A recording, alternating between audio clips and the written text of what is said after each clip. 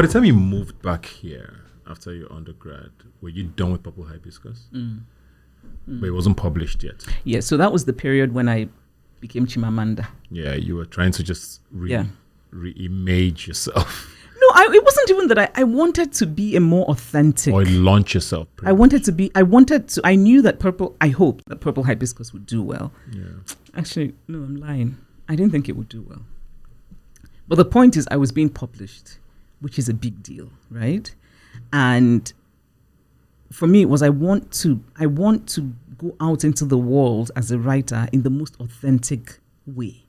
And being Amanda just was not it. Yeah.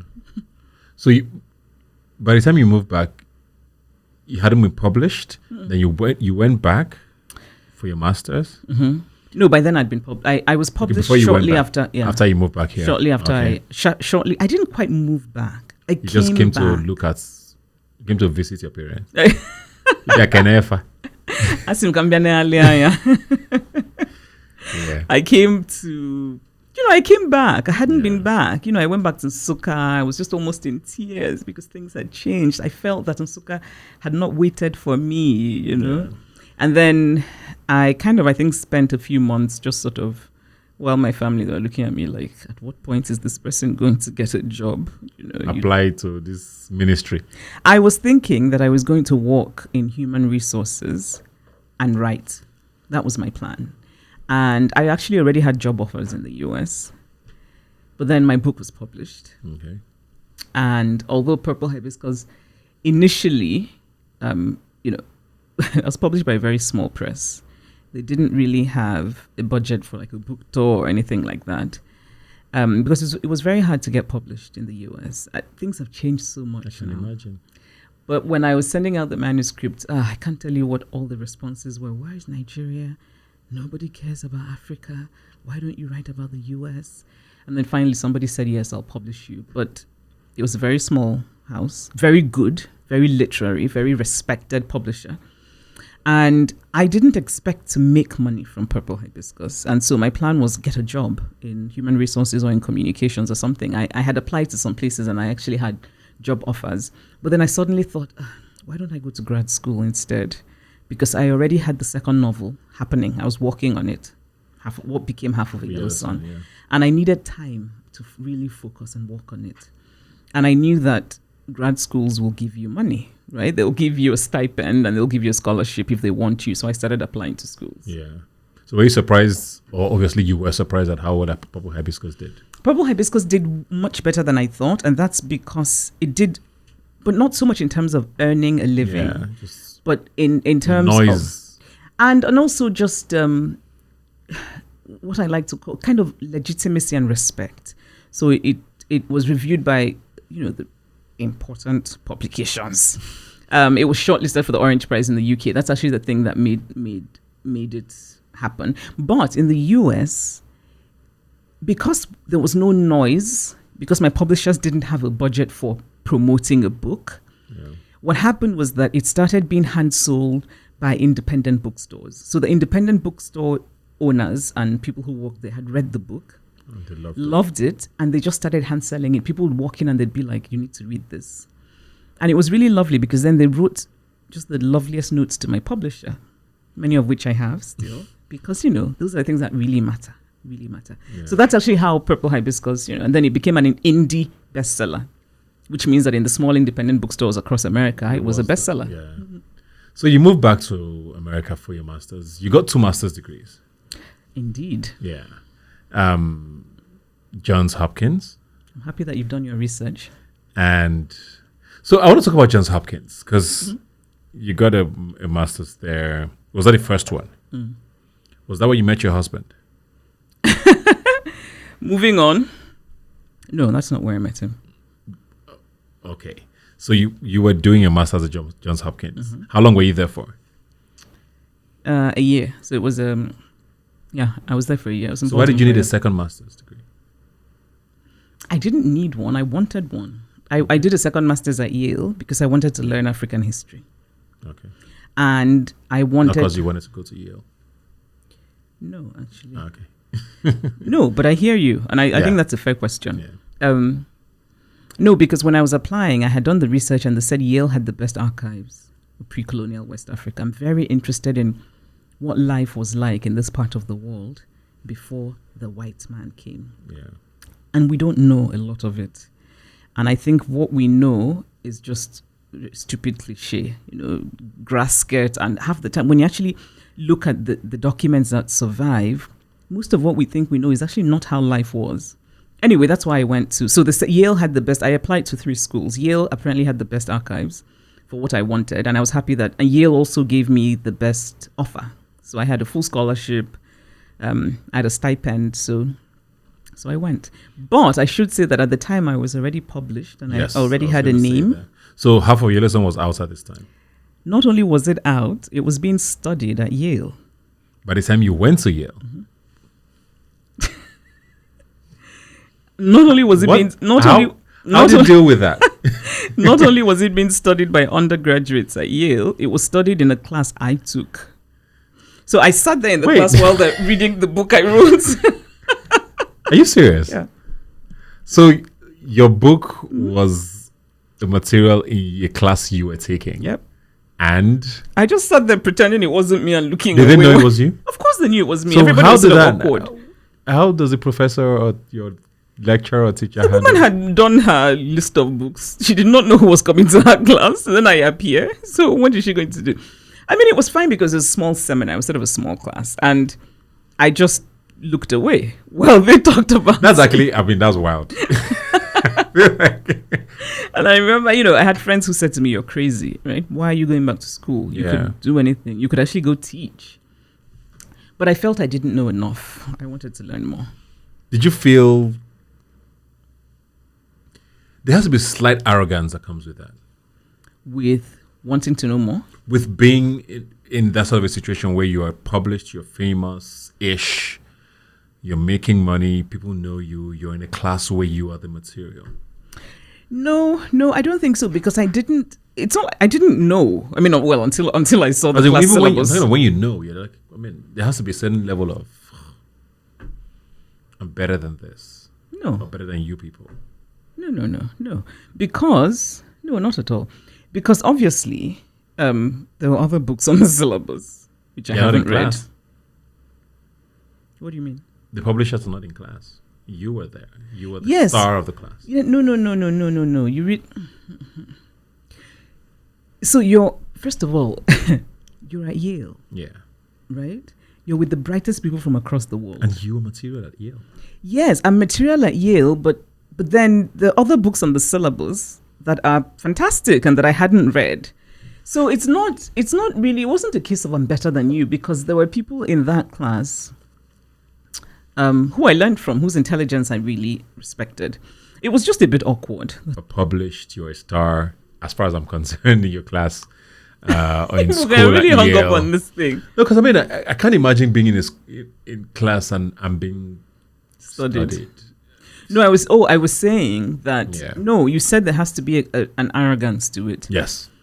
No, there are situations, and I don't necessarily have to tell you about them, in which there has been arrogance. And I own it. But not in that case, because instead it was just a bit awkward. And especially because some of the people in the class, what they were saying about the book, I was like, hey, this is not and see, it's not what I had in mind. And this is the thing that's so interesting about literature, because people just have their own interpretations. Yeah. And since then, I've been to seminars about my work where I'm just sitting there and I'm like, okay. So this is what they think. If you think so, I don't, right? But again, I think if you can justify a position about a book, then... Yeah, it works. The minute you finish a book and send it out into the world, you lose control. Yeah. Am I right to say that Half of a Yellow Sun is your most personal work? Yes. Yeah. And you talk about it a little differently when you talk about your books. Yeah. Yeah. Even when you're talking about Purple Hibiscus, you talked about the fact that you were starting the other one, which was the main one. Yes. Pretty much. Yeah. Why so? Because it's about, it's interesting because on the surface, it's the book that is least about my own life. Obviously, it's set in the 60s, but it is the most personal. It's about my family. It's about my history. It's about something that has haunted me from the time I was, 8 years old. Biafra, our history. My grandfathers died in refugee camps, both of them. And my father talked a lot about his father. And I think as a child, I wanted to understand what had happened. Yeah. And I grew up, I think most Igbo people of my generation knew that something had happened to our families, but we didn't quite know what, because our parents did not talk about it. And I remember when I started asking my parents questions. I wrote a play about Biafra when I was 15, and it was published by Spectrum in Ibadan. Not a very good play, but the point is that I was already sort of taking small steps toward this novel, Half of a Yellow Sun. Yeah. So Biafra is quite important to you. Very. Yeah. Or the story of Biafra. Our history. Yeah. What happened in Nigeria, what I call the Nigerian Biafran War, I don't call it the Nigerian Civil War, because even that is a political decision, is important to me because it affected my family deeply. Yeah. There's people who are very worried that, a lot of people who were participants in the Biafran War are dying. Yeah, and they're not telling their stories. Is it something we can fix? Have you ever had a conversation with anyone to say, okay, can you? Some, and I won't. I mean, because a lot of us, like you, sorry to cut you in there, have personal stories from parents, from family, but the actual participants in the war are not saying anything. Can we fix it? I don't know. Yeah. I think what I would really like to see is a truth and reconciliation process, a real one. Yeah. Because, there was one some years ago. One where people can actually, but Nigeria is so politically divided. Nigeria is so, we're not a people who are honest about our history, because there are consequences to being honest about our history. So I don't know that that's going to happen, but that's what I would like to see. Yeah. So that everybody can come out, tell us what happened in the first coup. Those of you who are still here, even if it's one person, tell us what happened in the second coup. Just tell us. Tell us, right? And maybe they should be promised some kind of immunity. Even though Nigeria is not a country that functions, so nobody's going to. They're old anyway. Yeah, what's supposed to happen now that's so bad? Tell us how Ironsi was murdered. Yeah. Tell us what happened to the Sultan of Sokoto. Tell us, right? There's some books that have, and again, it's that thing where the stories are often competing, because people tell them always with something in mind. Do you want to follow the narrative that says it was an Igbo coup? It wasn't an Igbo coup. I mean, if we tell the story of what happened, it wasn't an ethnic coup. It was a coup. And also people conveniently forget how so many Nigerians across tribe welcomed that coup, because for them it was an end to corruption. And of course, it makes you realize how old the story of corruption is. I feel like every new government we have, the corruption will end. Yeah. Like what's happening now. Yeah. Remember when Buhari came? Let's move on. We're going to get there.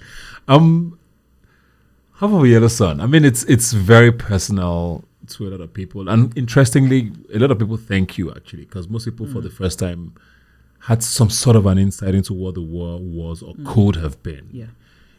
As much as it's fiction, it's also loosely based on a lot of very, very, very closely stories. Based on. Yep. Yeah. So, we're very thankful for that. Hard stories, but the one question that I know you get a lot is about Kainene. I can't believe I've joined that train. Are we ever going to know where she is? Moving on. I don't know. I mean, there also have been... Do you feel the pressure to do a follow-up? No. Okay, you're done. Again, I just believe in never say never. Yeah. The older I've become, the less willing I am to say never. I mean, there has to be moments where you feel like, maybe I should just tell them. And or give some closure. And here's why. There are many people, Ibuka today, who don't know. Yeah. Don't know. And I think it's important to honor that. Yeah. There are people today, there are women today, 2020, who are still thinking, maybe that son who disappeared in 1969 will appear. Yeah.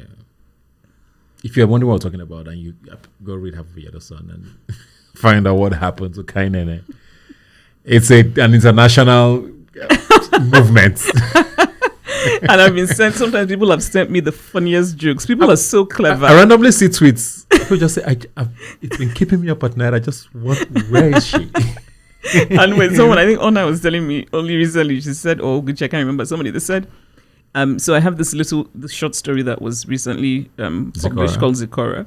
So she said to me that someone said, have you people seen Chimamanda? We have not finished solving the problem of kindness. She has now brought another one. No, but in the case of kindness, no, quite frankly, I don't know. Was that always intentional? I knew, it's hard to answer that honestly, because the creative process, I knew something. You cannot write a book about Biafra and have a happy ending. Yeah. It's impossible. But when I started, I did not know that it would be Kainene, if that makes sense. Yeah. But then the characters just happen. Yeah. What do you think of Biafra today? There isn't Biafra. There's a lot of movements. There are new movements. Asking for it. Yeah, but I mean, for me, it's a question of being practical. Where will the border be? Nobody has told me. I've asked a lot of, in my hometown, there are a lot of people who are, and I asked them, but where Ebeka border Biafra gade? And this is a serious question because, what I think is that what is propelling all those movements is a sense of marginalization, which I think is completely valid. But this idea that the answer is independence is something that You're not convinced of it? Yes, I'm not, because nobody has made a logical case for me. And quite frankly, because I have observed the terrible leadership that we have in the Southeast. Yeah. Igbo people cannot unite. If, for example, we said we want an Igbo president, Igbo people will not unite. And then we're talking about Biafra. For me, it's a question of there's a lot of work we need to do in the Southeast. A lot of political work, a lot of rethinking how we strategize politically before we can talk about Biafra. Fair enough. I agree with you.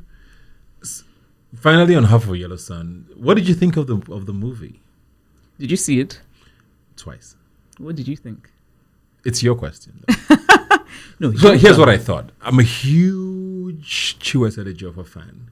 I worship the ground he works on because I think he's a brilliant actor. Yeah, he is. And everything I've seen him in, I actually literally just saw Love Actually yesterday. Oh, really? For the first time? No, not for the first time. I kind of try to watch it around Christmas sometimes, and I saw him again. I'm like, this guy is so good. Yes, he is. He's the real deal. Andy Newton is great. I'm a huge Genevieve Nnaji fan. So, I mean, people in the movie, John Boyega sort of had his breakout.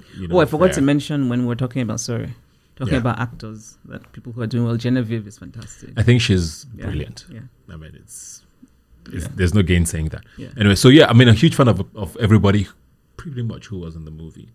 But I felt a little underwhelmed. Yes. I think, and I understand that. Way? No, because my expectations, I think it's almost impossible to have a book, because that book is a lot. That's a lot of book. It's a lot of book. Right? So to try and then sort of make a 2-hour movie, it should have been much better as a miniseries. Yeah. But remember that at the time, miniseries were not a thing. Yeah. They are now, right? But at the time, they weren't. And so B Bandele, who's the director and who's a friend of mine and who I really respect as an artist, had made it very clear to me from the beginning. It's like, I'm going to have to make choices and I'm going to focus, because in the novel, Ugu is the soul of the book. Yes, Ugu, but in the movie he wasn't. He wasn't. And it was I loved Ugu in the book. Ugu is me. Yeah. Ugu is so amazing. I wanted to meet Ugu. I like, where is he? I don't know where to meet him. I really wanted to meet him. Well, you know what? I think, maybe in the future. Is this something you think should be redone? Because it's a very personal book to you and to a lot of people. It is. I made the choice not to be involved in the film just because, but films are not books. Yes. And there's a part of me that they can never be. They can't be. And sometimes it's really irritating how people get so excited about film and not as excited about books. I took time to write this thing. 10 years of my life. I read everything about that period. I spent hours in library archives. And you're going on about this movie. I make this thing, and then all everybody wants to talk to me about is the film. Would you push for a remake? No. But you wouldn't mind it. If the right team came along, Yeah. We heard about Americana being made into a miniseries as well. It looks like things are... I mean, I saw a headline saying something around because of COVID and the way the year has turned out, it looks like it's not going to happen. We don't know that. Yeah. It might. It's still... So I can't say much about it because there's a lot I don't know. There's a lot that's still unclear. But what I do know is that it's not a closed thing. Awesome. Yeah. Okay. Great stuff. I want to go into your family and just a lot more before we close up. But I want to talk about writing, because why I don't want to go too deep into that is I feel like a lot of your interviews I see are centered about writing and your books and the awards and all of that. So I don't want to dwell on that too much. But I want to talk about the process. And how you get to where you get to, because you talked earlier about how you don't use music a lot. It's noise. So I guess you write in silence. Yeah. And I want to talk about where you write. And I do have a friend who's a writer who once said, as much as people think Lagos is the most chaotic place in the world, they can only write in Lagos. Good for them. How does that work for you? The process. Where do I write? I write where I can. Yeah. So I don't really have... In general, I like to say that my life in the US is quieter. And so in general, theoretically, I write when I'm in the US. That doesn't often happen, though. Yeah. So I've been in Lagos the past few months. And are you writing now? Yes. Woo! Well, I'm trying to. All right, moving on. See, this fresh book is coming. I'm such a superstitious Igbo woman. You don't understand. I don't want to jinx anything. I can't even say anything else. But the point is, I'm really, so it's really important for me to protect my writing time. What I can tell you is that because of old age, I'm now a much slower writer. Okay. When I was 22, another writer said to me, "You're writing one story one hand, and another hand you're writing another story." I was sort of just churning these things out. My dear friend Binyavanga will tell me, "Yours dresses so." Yes, the loveliest human in the world. Binyavanga will tell me, "You're so annoying. What, you finished another story?" Because I'll be like, "Binj, okay, read this," and it's like, "What now?" Old age, my God. If I write a paragraph that I'm happy with in a week, really, is it that bad? Oh, you're exaggerating. It's bad, though. Yeah. But you're writing in Lagos. Mm-hmm. So Lagos is not a problem. So it doesn't matter where you're writing. No, it doesn't necessarily matter where. It matters what's happening. It matters, do I have... What you're writing about. No, not so much that. I mean, in terms of... I can write anywhere, but it matters that I have silence and space. Oh, okay. Yeah. And increasingly, I mean, ever since I became a mother, it matters that I feel comfortable about where my daughter is and where she's getting care. Yeah. Is every book different with regards to how where you write? Yes, and how I write and the whole process. Every book is different, very different. Okay. Very different. So this is completely different as well? Yep. Well, why did I say it? What? I was about to push my luck again. When is it coming out? But let me not push too far. Again, it's like saying, when are we going to eat the food? Food that you've not finished cooking. Do you feel pressure though from people? Because you have three books besides, you have 3 books, right? Besides the Zikoras. These things are not really, these are considered little chapbooks. We love them. I love them, but they're not really books. Let's be honest. They're little essays. So this is the 4th one coming, whenever it's coming. I write a little thing and then suddenly the people telling my agent, we want to publish it as a book. I'm like, please. It's just a note. I'm like, sorry. That must be flattering though. Yes. However, I mean, this is one of the things that I've learned about success is that, and I'll tell you this, that it makes you paranoid. Yeah. It makes you paranoid that people are no longer telling you the truth. It makes you paranoid that people are. So when I have publishers saying to me, and obviously I'm very proud and happy that I am published in, I don't even know how many languages. I don't know whether we've even reached 40. Hey, all over the world. However, when publishers then say, "We want to publish this book," what has she done? I'm thinking, did you read it? Yeah. Or is it that you're really responding to a readership base, and you just want to... So you're just going to churn anything out, right? And so it's important to me to still have people who can say to me, this is actually not that good. Do you have those people? Not professionally. Okay. Family. Yeah. And it's a problem. I think it's a problem of success. And for me, it's a problem. Yeah. I mean, when Binyavanga, and I really miss him because we had a pact. I said to him, the minute I start writing rubbish. Please tell me. Tell me. And I said to him, I will tell you the minute you start writing rubbish because, and so that's for me the thing about, success has its, the perils of success. Great stuff. Looking forward to the new book whenever it's out. I'm not going to push you too much to say when it's coming out. I don't know what you're talking about. I want to be the Binyavanga to get a pre-order, but I won't push my luck too far. Let's talk family now. I asked you earlier if you had met your husband when you went to do your master's at Yale, at Johns Hopkins, and you said no. Why did you ask about Hopkins? Because I believe that's where he works. No. Or that's where he was. No. He was never there. No. Okay, so we're going to get that then. You know that he was in Baltimore because he was at the University of Maryland. He still is at the University of Maryland. Okay, so where did you meet? How did you meet him? Okay, moving on. I don't want to talk about that. The part of the thing is, the thing about, so two things. I made a choice a long time ago to be private about my personal life. Yeah. Not my family personal life, but my romantic personal life. Because I think we now live in an age where people it's almost like vultures sucking up. So if you give in a little, people then feel entitled to know everything about your life and to pass judgments. And and I'm just not, it's not my thing. Yeah. But the other thing is that there's somebody else, right? It's not just you. If you're in a marriage or in a relationship, it's you and someone else. And what that person feels about being discussed is important. Yeah. And he's very private. He is very. It's just not his thing. Yeah. And it's not even a kind of, I am private. The man, as Nigerians say, no send. It's just like, can we very just... true. You know him. Yeah. Okay. So I'm not going to push too much.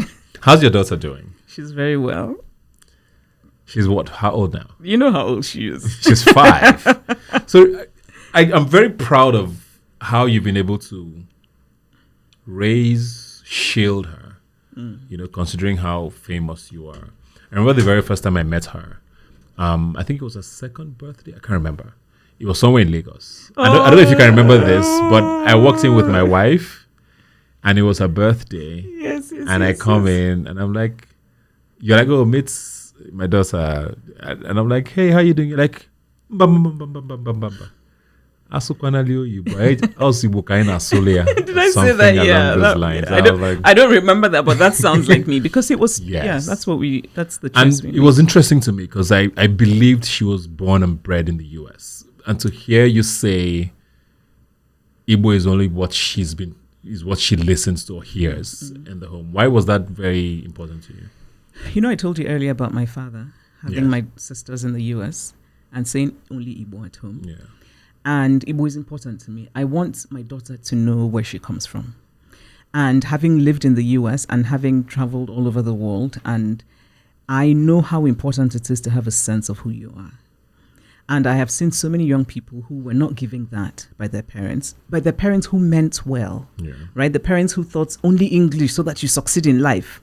And then the child turns 20 and is in the US and suddenly is thinking, I don't speak my language. I don't have a sense of who I am. And they come to me, they come to my events and they're like, I feel so lost. And it breaks my heart. So you didn't want to be that person? I don't want that for my daughter. I want her to know who she is. So she speaks, she understands? Yep. Her first language, the only thing we spoke to her at home was Igbo. I speak Igbo very well. My husband, who is from Itigidi in Cross River, he understands Igbo perfectly. He's speaking, it's okay. So at some point I said to him, actually, I think you should stop speaking Igbo to her because she's getting things wrong. So one day he said to her, Jewete chafu. She was maybe 2.5 or 3. So my daughter is looking confused because they're in the bathroom. He's giving her a bath. Jewete chafu. And she's sort of looking at him. And I'm there. I'm like, what? He meant obo. So he called the sponge a scarf. And my poor daughter knew what a chafu was. And knew that why would I need an chafu in the bath? So when we made that switch, and then when she started preschool in the US, that's when she started learning. That's when she started speaking English. Okay. And when we're in Nigeria, she, when we're in the US, she goes to preschool. When we're in Nigeria, she goes to preschool here as well. Yeah. And so it's really important for me that she be comfortable in both worlds. I mean, I say to people, my child would never be a London mumu. It's not going to happen. Yeah. And I also want her to learn pidgin. So my driver, the gate man, I'm always saying to them, no. Pidgin, when they talk to her, they'll be like, how? I'll be like, no. As you they talk to that, your friend, talk to her like that. Yeah. And she's starting to understand. Yeah. Children pick up. And that's when they pick up. Pick it up. Yep. Yeah. They really pick up. How has she changed you? She's made me so happy. She's made me more patient. Yeah. She really, I just adore her. And I mean, yes, parents say them, sure, you know you're lovely kids, and I'm sure they're lovely. But honestly, my daughter is just the best. She's so funny and clever. Like, she's a person, and I'm endlessly fascinated by her. She's really clever. Yeah. She has quick comebacks, and I'm raising her to communicate. I don't believe in fear. I believe in respect. But for me, we communicate. She talks to me and I talk to her. And sometimes I'm like, I gave birth to you yesterday. And you can now, so when I told my mother that, she really has opinions and she's so strong-willed, my mother was like, I wonder where that came from. Do you want more? Oh, I'd love to. I really wanted. So before I had her, I wasn't sure I wanted to have children. I've always liked children. I'm the auntie who I'm always carrying babies. I'm that annoying person who goes and I'm like, baby. Cool auntie. I'm the cool auntie. Ask my nephews and nieces if I may say so myself. But I've always liked little people just because I like them. But I felt that I would be a much better auntie than mother because I'm so committed to my writing. And I felt that I wouldn't be able to be the kind of mother I want to be because I'm quite obsessive. If I'm doing something, I need to do it extra well. And then she happened. And yes, but I think it's also important. One of the things I think is important for women who are mothers to do and to be allowed to do in our world is talk about the ways in which having a child who you adore and you don't want to change that, but there are things that you give up, right? There are trade-offs, and it doesn't necessarily happen with fathers. And that certainly happened in my life. There are things that I could have done had I not had her that I didn't do. And I would have been happy if I could have both. But I don't think you can as a woman in the world today. So after I had her, I thought, she can't be alone in the world. Yeah. And I really wanted to raise a boy, but you're done with that. I am 43. Okay. The egg quality is much reduced. Yeah. So but it doesn't have to be a closed chapter though. No. I mean, I would love to have. Ideally, now having her and adoring her, I'd love to have 2 children. Yeah. Would you adopt? Possibly. Never say never. Yes. Yeah. It's always It's It's not a closed book. We've not seen her pictures anywhere. Why are you so particular about that? I want her to be normal. Yeah.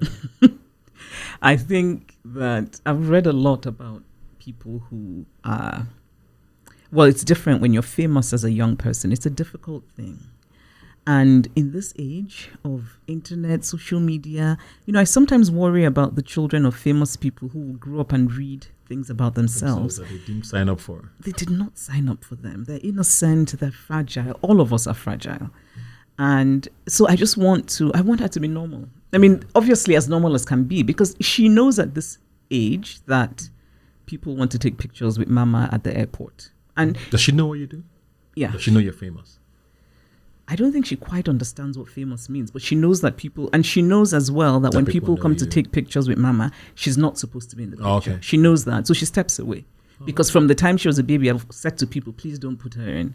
Right? And the few times when she's been in the picture, I've said to people, please, just don't use it anywhere because I want to protect her.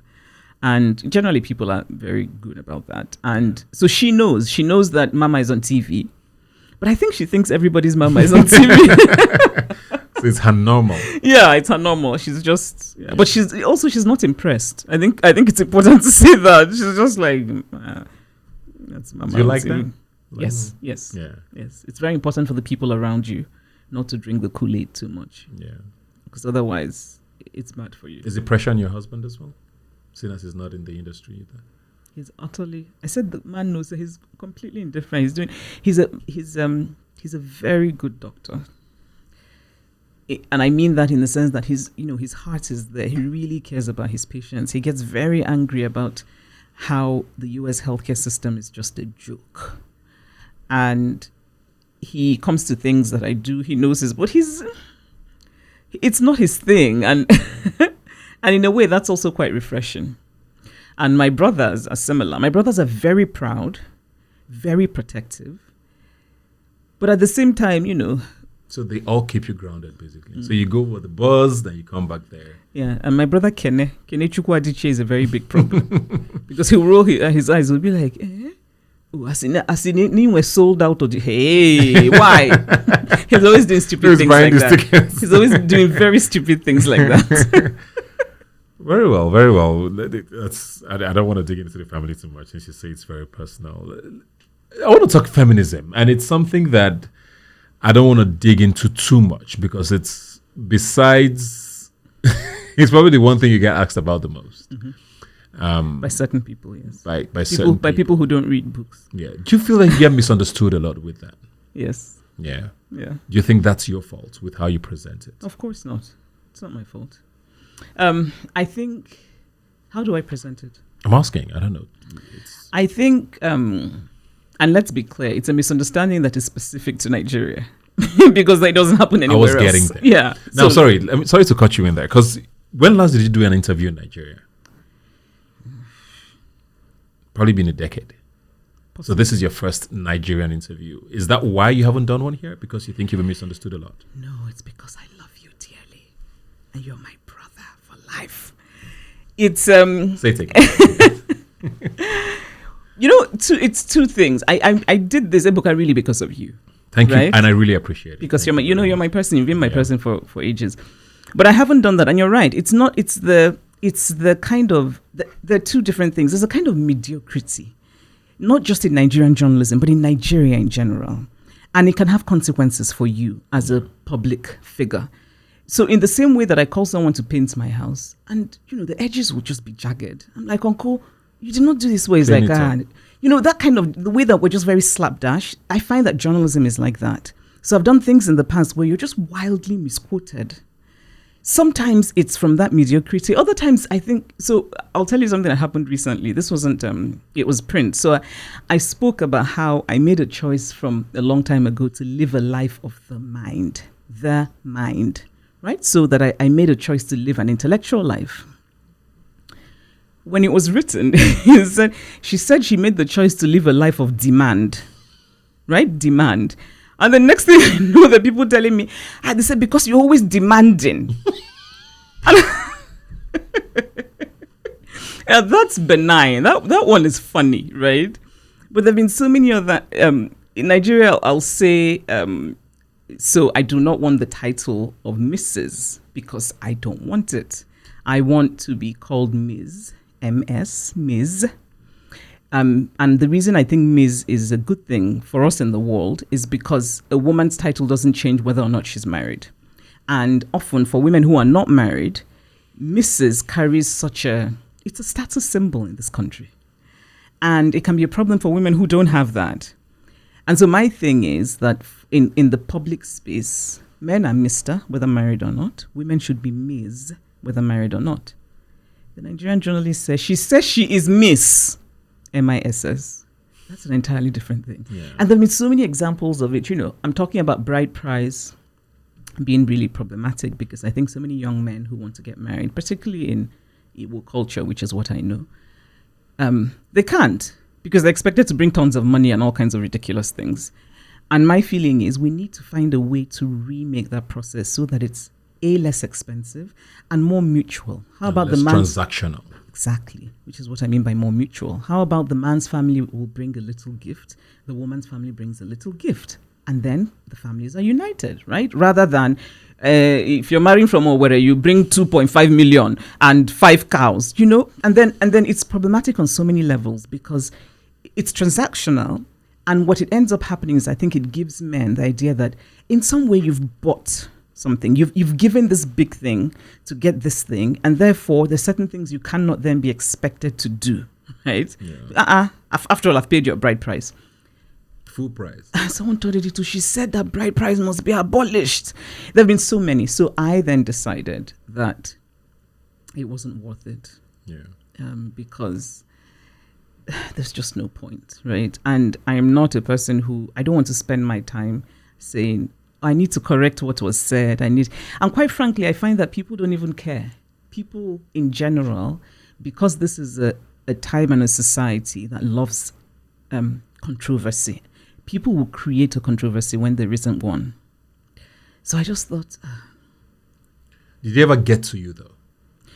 Oh, being deliberately misunderstood? Of course. Of course. I think if people say... one of the things I this idea of being expected to say, I don't care. I think it's a lie. Because if you care about yourself, and I do, you have to be self-protection is part of it. Of course it gets to me. I think the question is, to what extent does it get to me, and how then does it change my behavior? It's not going to change what I stand for or what I say. That's not going to happen. There are times when it's hurtful because, sometimes it's malicious. The other thing about fame is, one thing I've learned is how ridiculously, terribly two-faced people can be. And also how people sometimes forget that you're human. And how you're no longer a person, you're an opportunity to people. And it's actually deep. No, it's true. And I remember, and I think I consider myself well-read, right? Knowledgeable about things, but it was a revelation to me. I'd be like, well, how can you go and lie? That's a lie now. I came from... Yeah, no, honestly. There have been things where there's a young woman who came to my workshop who I give a lot of support to. And she goes out and she tells these lies in public. And honestly, I'm sitting there thinking, but how can a human being? How can you lie? And it can be hard because on the one hand, you're thinking, should I respond? Should I? But then you're thinking, do you really want to get into the mud and wrestle and get dirty? Before, I'd be like, so in general, with Nigerian malice, with Nigerian deliberate misunderstandings, my policy has just been ignore. That's changed. So it changed in June. Okay. So I'm not ignoring anymore. So from next year, I'm getting 5 lawyers who will sue anybody who tells any damn lie. Really? Oh, yeah. Okay. Yeah. I think that I now realize for too long I was silent and let people's lies define my story in a certain extent. Now you won't take that anymore. No. Did something inform that, or you just... My father passing away. Oh, okay. It made me realize it just changed. It really dramatically changed the way I think about... I think it just makes mortality so much closer. Yeah. And more realistic. It can happen. So I think for so long I was shielded in this cocoon of family love. And then I lose the man who is the center of my life. And then I realize it can happen anytime. I can die tomorrow. And I started thinking, if I die tomorrow, do I want to feel that I let other people tell my story and define who I am? Yeah. This idea of take the high road, ignore it, Do you feel disconnected from Nigeria? Not really, no. And you know what? Because I know you come back a lot, but I'm just talking about, Nigerianness.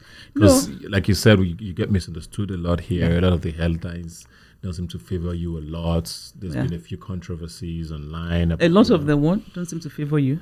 The headlines. Oh. With the media and all of that. Yeah. Do you feel... No, because you know what, though? It's easy for us to talk about the negative bits. Yeah, there's a lot of love still. Yeah. So...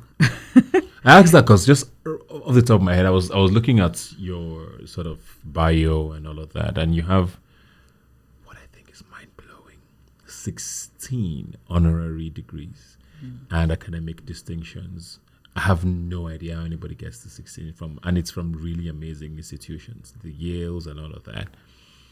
And there's not one from a Nigerian university. Have you been offered and you rejected, or you just not reject? It didn't work out. I should say, you know what? I mean, the controversies that you talk about, it's really limited to a small circle of people who are active on social media. You know them? No, I don't know them. I know of them. You just kind of know that there's that. Of course.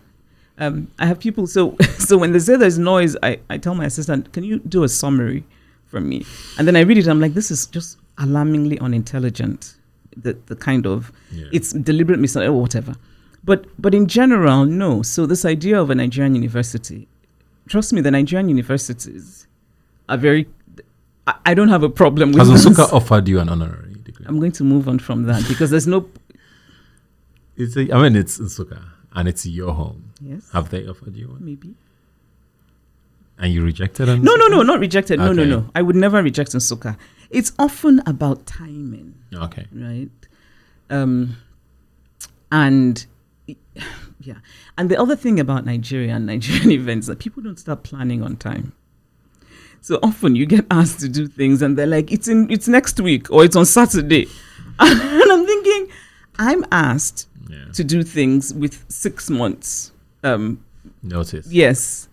So often with Nigerian things, it's really just that. So a lot of that hasn't worked out. I'm very proud. I went to the American University in DC and you gave a commencement there and got an honorary last year, 2 years ago?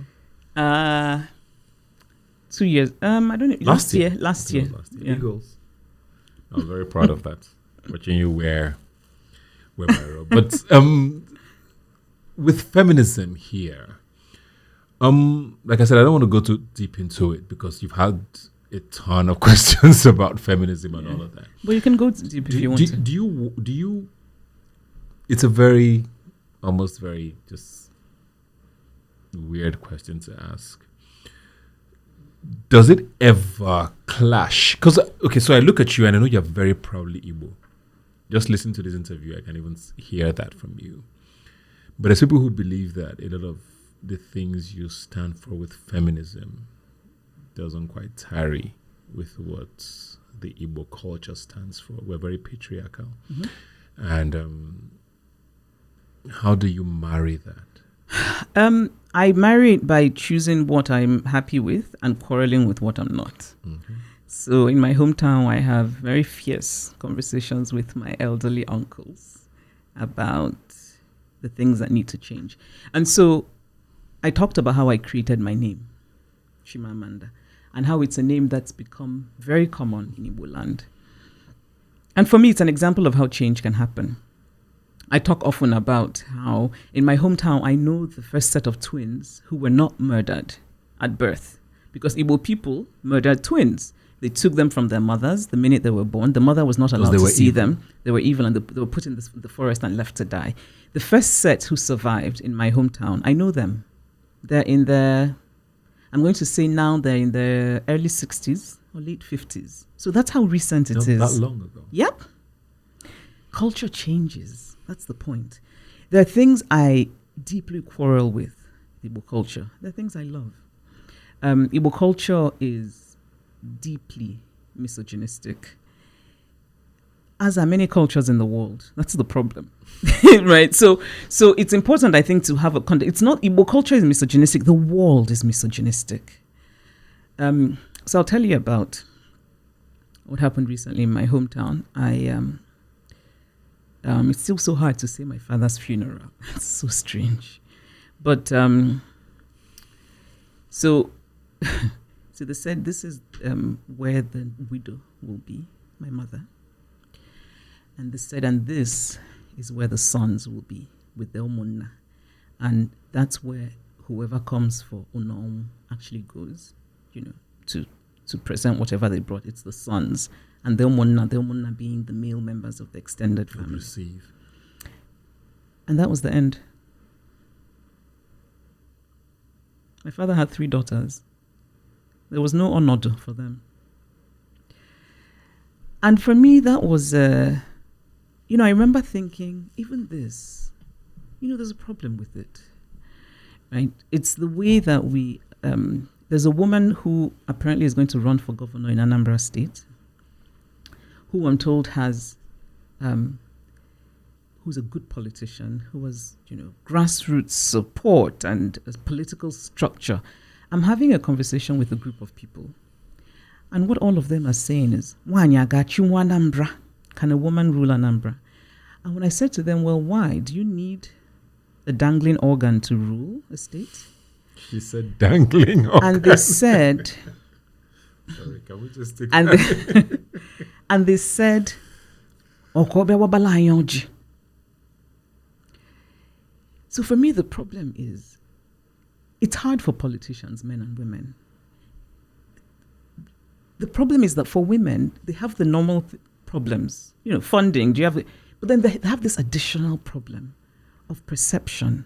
If somebody had said to me, "She's a thief," or incompetent. Yes, that's very valid. But how then is that, so, and for that reason, many people will not vote for her. Just because she can wallogy. There's a problem. So Igbo culture is not very good when it comes to gender. But it doesn't make me, so for me, the question is not, I'm going to ignore Igbo culture. For me, the question is, how do we change it to make it better? Because we've changed things about that culture that didn't work for everybody. And for me, the question to ask is, what is the point of culture? Men are always saying things like, "But it is our culture." Only because culture as we have it are rules that men made that benefit men. So for example, what I just told you about the funeral. A man has 3 sons and 3 daughters. They're all heartbroken that he's no longer here. Why do we decide that it's just the sons who get the attention? In some ways, what our culture says is that it's actually the sons who are the real mourners, because they're the ones who, the daughters should not be seen. So I raised the question. I said, "Kedo What did they say? One man, my own said, "You'll be walking around with the picture." No, that's a different part of it. No, we did that. No, what he meant was, there's no place for you. There's no place for you. Yeah. There's no place for you. Yeah. Do you think it's? So I get your point, and I know people who believe what you're saying as well, and it's not just an Igbo thing. Yeah, it's a cultural thing across the country where Nigerian tribes and cultures generally are very misogynistic or patriarchal. Do you get a sense that it's something that can be won soon? Soon, no. Won, yes. Because it's also just about being practical and sensible. The reason that so let's talk about the corporate world. The reason that we need more women on boards is not just to be nice to women or to be inclusive. It's also a practical business decision, because women have different life experiences and they bring different things to the table. And increasingly, women are part of a consumer force and movement. A huge part. So in the same way, Igbo people, at some point, will start to realize that maybe that woman running for governor is the person who's not going to steal your money. And I'm not saying that because she's a woman, she's not going to steal, because that's what I have a problem with. Often people will say women are better. Women are not better. Women are human, right? You can have a bad woman or a bad man. Yeah. But the point being that to decide that somebody should be excluded because she's a woman is not a sensible thing, right? It's just not sensible. So I think things are changing slowly. I spoke to a man once so for example, in some ways in Igbo land today, there's some parts of Igbo land where, in my hometown, for example, I have the status of an honorary man in certain respects. And that's because of my achievements. So there are men who, it's also quite lovely for me to see, not even just my hometown, across Anambra State, men will be like, "We're so proud of you." My uncle, who's gone now, my beloved uncle, my father's brother, who's a very strong Igbo man. He'll tell me, so I said to him, "Uncle, actually, maybe I'm meeting Umonna. I want to come for the Umonna meeting because I'm interested." He said to me, "Hey, hello, how can?" Okay, in Igbo land, they tell you if you marry, you take your husband's name, right? So I said to my uncle, "Uncle, if I get married and I change my name, that all of the recognition that I'm going to get from my work will now go to another name, another family. My uncle was like, hey, no, you cannot change your name. They also have his cake and eat it, basically. He's like, you cannot Mbano. So I'm like, okay. The point being, people adapt when they see that there's a benefit to it, right? Which means that it's changeable. Nothing is set in stone. We can actually change things. And so in my hometown, for example, there are men nanamnito. Really? Yeah. Interesting. Yeah. And when that happens, there's a part of me that likes it. Yeah. Because I love the Igbo, I love Ifeanyi Igbo. However, I then often say to them, but do you see what you're doing? What you're doing is that you're, in some ways, this idea that only men can do this. There's a problem with it. Why don't we then say it's people who have achieved something, whether man or woman? Do you not see that it makes more sense, right? And then, I think, for example, I've been excluded from Umunna meetings. I'm actually the person in my family who's interested in where is our land? When did we get this land? What did my great-grandfather... I know that about because I'm the child who asked questions, but I'm excluded. So I can't participate. How do you know that I might not have solved that big land problem? And every family has... Exactly for years. I do No, but anyway, so the larger point, what you're saying, do I think things will change soon? No, sadly. But you see something... Because I've already seen change shift, happen, yes. Speaking of gradual shifts, I mean, you've spoken a lot about being a fan of the feminist coalition, which played a huge part with the EndSARS protest. So I guess my larger question is just your thoughts on feminism now in Nigeria, considering where you started, 2008, 9, 10, 11, and where things are now. There's obviously a huge change. What are your thoughts on how things are now? I don't know. Quite frankly, you would have to tell me because, I think people think that because I guess I started the feminist talk. I think people think what is she talking about? Yeah, right. And many people I think had never even heard that word. I think the assumption is that maybe I sit at home and I follow the feminist movement. I actually don't. I sit at home and I'm reading and writing. I don't know very much about. What I do know is what I read about what they did. Yeah. What they did, and I found it deeply impressive. And I wrote a piece in the New York Times, and the reason I included them, it's not as if I don't know them, I didn't speak to them, but I wanted to raise awareness for them, and quite frankly, I wanted to help them with fundraising. Mm-hmm. And I felt that if I put them in there, people would become interested and donate to what I thought was something really worthy. But you don't think the feminist conversation has shifted that much? Quite frankly, I don't know. I don't really know what the latest conversation is. I know that Nigerians are obsessed with marriage and cooking. Is that still the conversation? Because quite frankly, it's boring to me. Cooking's great. No, this idea. Regardless of who's doing it. Of course. No, my point is the obsession with marriage and cooking. Yeah. You think we're still there? Anyway, I don't know. But you seem to know. Tell me what's shifted. No, I mean, I think there's a different awareness, and social media has helped a lot. Yeah. There's still a lot of resistance, of course, with people, but I do get a sense that feminism is a lot more of a conversation now. Yeah. Before you couldn't even have that conversation. People just swear. Yeah. What are you talking about? Yeah. There's still that, but to a major extent or to a large extent, there's a lot more of an understanding of what it is and why it's not such evil. To a lot of people, but it's fine. I want to talk about something a little completely off from what we're talking about before we get into the last one. I want to talk about death. And you've mentioned it a few times that you lost your dad recently, and you had to deal with death and the reality of it, and you lost a family member after that even.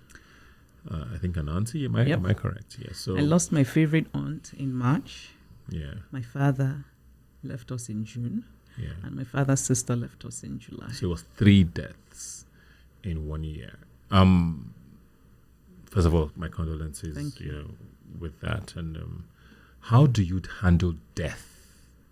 And how have you dealt with it? Because I know with your dad, for example, you were very close to him. Yep. And it was something I've been seeing a lot of your T-shirts now, which you've been wearing, which is, one of them is this, Omekania, which for those who are not Igbo, literally means literally means See it well. doing like my father. Yes, so But it's like sort of like, I'm different version. Now my papa Yeah, born me. pretty much. I am my is what it father's is. daughter. Yeah. How do you deal with death? How have you dealt with it? And how has it affected you or changed you? So I spoke earlier about it's changed me in making me realize how close mortality is. And I don't know how I've dealt with it because I think I'm still dealing with it. And I think, so the burial was October 9th. There's something about the way Nigerians view these things sometimes that I find really problematic. There are people who think, oh, the burial has happened, it's all over. Move on. I just find it deeply hurtful. And I haven't moved on.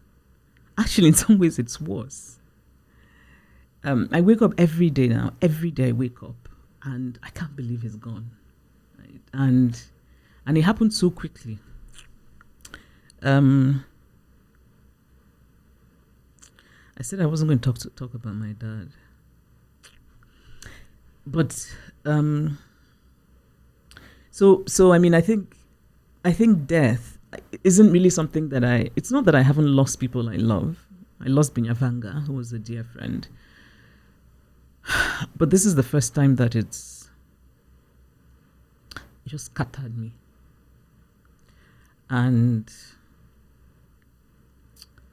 so it's really changed. It's really changed me, honestly. It's really changed me. I'm still, obviously I'm mourning. And so I designed a lot of these T-shirts because it's my Akuju.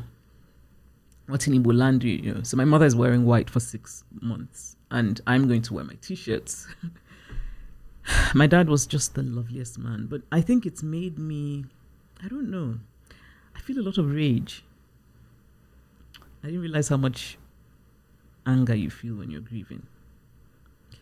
And also it's just made me, I'm like, there's no time. We don't know when we're going to die. And my father was elderly, healthy. It just was so unexpected and so sudden. And it just made me think. And then my aunt, my young aunt, she was just 60.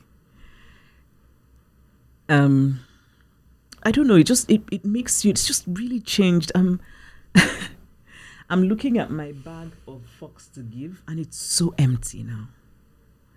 And I'm determined to do what I want to do, if that makes sense. Yeah. So what I was telling you about no longer letting people tell my story and addressing things. I'm actually preparing a call-out speech where I'm going to name names of people who've told lies. Wow. Mm-hmm. Yeah, because I might die tomorrow, and I really and we don't know what happens when we die. I'm sorry, I don't care what the religions tell you. Nobody knows. We don't know because nobody's gone and come back to tell us. So all we have to be sure of is what's here. And it's become important for me to think about, what am I doing with what's here? Right? If I die tomorrow, and I could, and if I have a chance to look back, how am I going to feel about how I handle things? There's a lot I think I'd be happy with. There's a lot I don't think I'd be happy with. And that's what I'm now determined to do differently, And I think my dad would approve. So it just made you a lot more like living in the moment.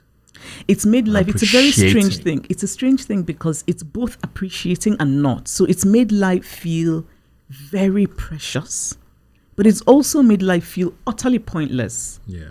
Because sometimes what's the point? My aunt was 60, lovely woman. What the hell was the point? What was the point of my father leaving us so suddenly and unexpectedly? Yeah. Suddenly you're like, what's even the point of life? What's the point of loving? What's the point of all this? Yeah, what's the point of loving if only we will then lose and be in pain? So it's a strange thing because it's not just about appreciating life. There's that. But also it's appreciating life, and then there's something almost sort of there's kind of an underlay of anarchy where you're like, everything and just everything scatter. Just burn it all up. Yes. Yeah.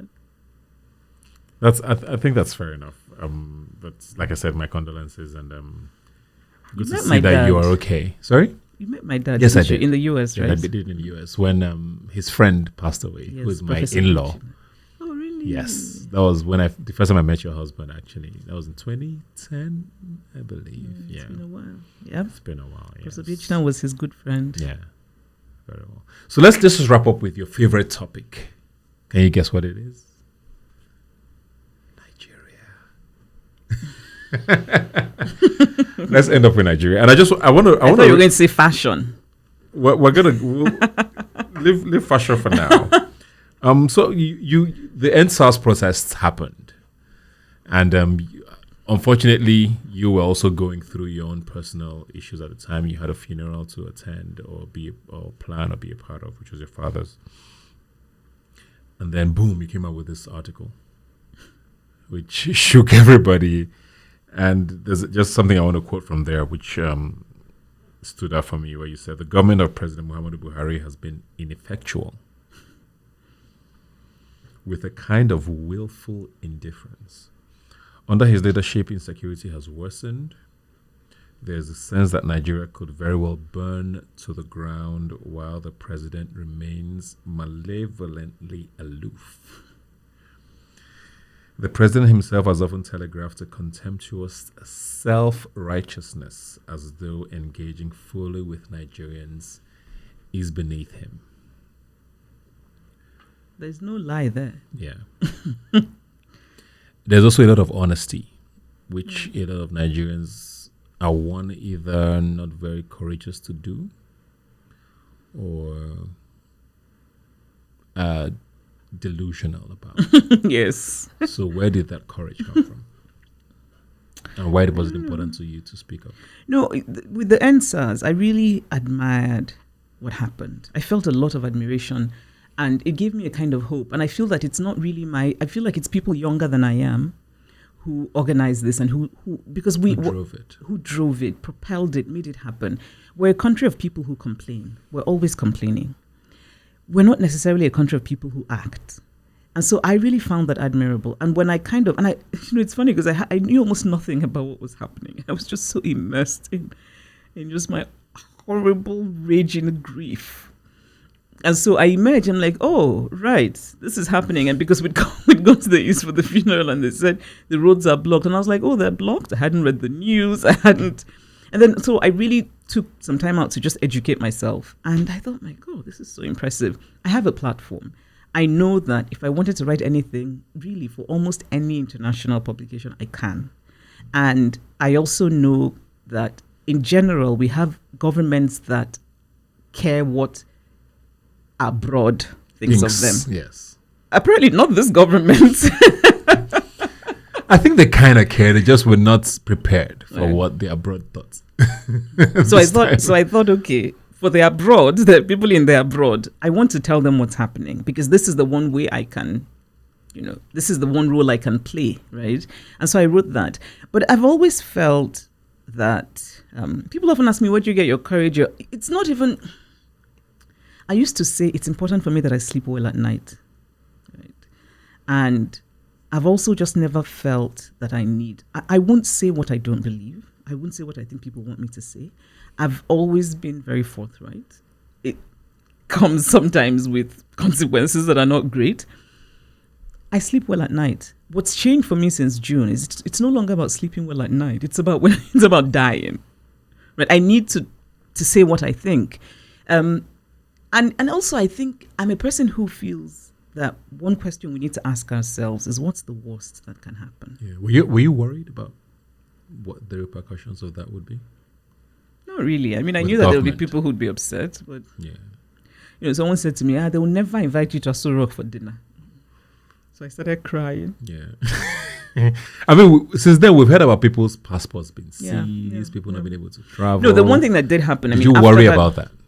Have you gotten any sort of repercussions from that? No. And, I think, again, that there's a certain privilege I have, right? There's the privilege of having my name. Yeah. There's the privilege of... There's not a lot that can be done to you. Well, you would think so for most reasonable governments, right? My friend Michelle O would be concerned if you arrested me, right? But but there were still, I mean, after I wrote that piece, there were people who wanted lots of interview requests and whatever. My manager, Tinuke was like, no, you're not doing any interview. And they said you should come to the studio. No. So that they will now come. So, and initially I thought, what? But then she said no. So I was like, no. So for, like, I don't know, 2 or 3 weeks, we just thought, and I was just like, I'm not going anywhere. I'm not going to be seen anywhere. Just to be careful. And there's something sad about that. Yes. Not being free enough to just speak. Even with this kind of privilege, it's just deeply sad, and we call ourselves a democracy. Are you proud to be Nigerian? There's nothing to be proud. If I said yes, it would be a lie. If I said no, it would be a lie. I'm Nigerian. That's the hand I got dealt, right? Nigeria deeply frustrates me. And a few years ago, I realized I don't have to love Nigeria. And it was a very freeing realization for me, because I think for so long I had this feeling I have to be a dutiful daughter. I don't have to be. Yeah. But I am Nigerian, right? Actually, right now, I just have one passport. Which is? Nigerian. I made the choice years ago not to become a US citizen. A choice I'm now regretting. The struggle. Because I said to myself, I really need to, I was thinking I have to be an authentic Nigerian. Nigerians are going through visa insults. Me too, I have to go through it because I cannot write about it if I don't know how. A few years ago, I was like, what type of insult is this one? I don't need this. I was like, so I was waiting for Trump to leave so that I'm then going to apply to become a US citizen. Yeah. And then I'll turn my back on Nigeria. No, I won't. Nigeria, the thing is, a country frustrates you. You're so disappointed, but your heart somehow is still there because it's yours. Have you ever had any interaction with government here? Or this government? With Buhari's people? Yes. Like reaching out, trying to... I'm just going to pass on that question. And I'll tell you why. Yeah. Obviously, my saying that means that the answer is not... It's not no. Right? Might not be no. But it's also because there's certain things one doesn't want to become news, if that makes sense, because it's a distraction. Yeah. For me, what's important is I wrote that piece in the New York Times. Okay. So I asked, are you proud of Nigeria? Are you worried about Nigeria? Very much. Yeah. This is only in this government, with this government, that I have, that ethnicity has become a thing for me politically. I've always been a very proud Igbo woman. But it never felt that it clashed with my Nigerianness. I've always been very proudly Igbo and very Nigerian, right? And it wasn't a problem? Not at all, until this government. I was always the person in my circle of people saying, no, our problem is not ethnicity. Our problem is incompetence. Our problem is corruption. If I ruled Nigeria, trust me, a leader can create an environment where people feel included. And ethnicity will not matter politically anymore. I believe that even now. But this government has just really... I find myself now being involved in conversations about ethnicity as a political thing. The North. And it kind of is starting to make sense to you. Yes. I'm no longer that person saying this is nonsense. Because you can see it. You can see that there's a very strong ethnic component to this government in a way that I think makes people feel excluded. And I think it's terrible leadership. Yeah. So, am I worried about Nigeria? Yes. Do you think there's hope still? Yes, I can't help being yes. There better be hope. I have a 5-year-old daughter. There better bloody be hope. Would you ever do politics? No. Well, never say never. I was going to remind you. Yeah, never seen it, but I don't think so. Politics is it's tough. A friend of mine was saying to me that part of being Nigerian is you complain, and then people say to you, okay, what do you want to do about it? And then when you decide to go into the system to try and fix it, automatically you become complicit. People, even if you don't steal money, people will say you're a thief. Yeah. There's something about working for Nigeria that automatically means that you're going to pay a very heavy price. My sister was once saying to me, and she was joking, it's not like this actually happened. She's like, if they ask you to come and be minister, say no. Because I was giving one of my fierce talks about how we can, leadership is not that difficult. Just if I made it. And she said, it doesn't matter how good and pure you are. Once you get in there, that's it. So, but that's not the reason I won't be. The reason I won't be is that I don't think I know how to compromise on certain things. And leadership. You're not enough of a politician. Yes, leadership was. But no, let's not mock that idea of politics. It's how the process works. It's a great thing. Yeah. Yes, it's how the process works. And when people are overly critical of a person and they say, there's a kind of, we now live in an age of purity, where they're like, this guy passed all of these laws, but there was one time when he colluded and then he's a devil. Yeah. But that's not how real life works. But that's the thing. I don't know that I can do that on certain issues. There's certain issues I can't compromise on. Fair enough. I agree with you. And I know that's exactly why a lot of people who are passionate about politics can't be politicians, because it's just like, but then I'm a little too... See? But then we leave it to... people who... have no business. Who are complaining about. Yes. Thank you very much. I want to say thank you, first of all, for... I didn't want to ask too much about it, but because you've been asked about it a few times, but I'm a huge fan of it, your We're Nigerian movement, which has propelled Nigerian designers and fashion internationally, and just thank you for that. I mean, I look at you at international events and parties and you're wearing a Nigerian brand. I'm like, yes. And they'll come up, what are you wearing? Like, it's one of us. Yes, I'm like, it's the people from my country. And I think the fashion industry here is very grateful for that, But also I want to say it's obviously I'm quite proud that I did it. Yeah. But also there's so much talent. There actually is a lot of talent. Yes. I only wear Nigerian stuff. This is Nigeria. I know that you told me that you're a fashion icon. I don't know about icon, but you wear clothes, take picture. Then before you know, you've scattered the... I heard. I also proud instead of reading books, you go and be wearing clothes. I read! I'm teasing you. I know you read.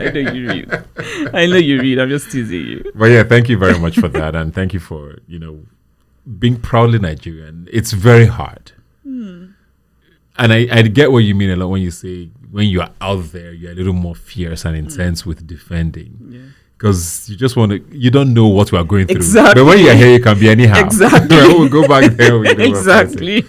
So thank you a lot for that. And I'm looking forward to the book. She doesn't tell us when it's going to be ready, but she's writing now. So keep salivating. Zikora is out. So you can get that while you wait for the 4th book. Next year, maybe? Ibuka, thank you so much for having me. I did this. I'm happy I did this because you're my person for life. So